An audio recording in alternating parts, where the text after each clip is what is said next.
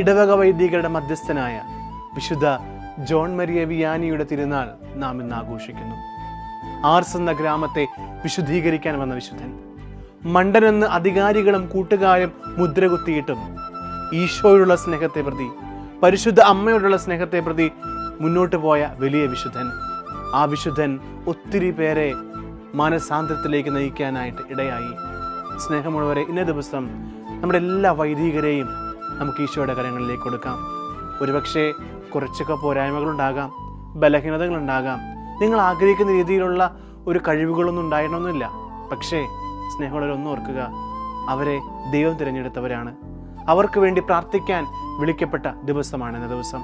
ആത്മാർത്ഥമായിട്ട് എല്ലാ വൈദികർക്കും വേണ്ടി നമുക്ക് പ്രാർത്ഥിക്കാം. തമ്പുരാൻ്റെ കരങ്ങളിൽ എല്ലാ വൈദികരെയും നമുക്ക് സമർപ്പിക്കാം.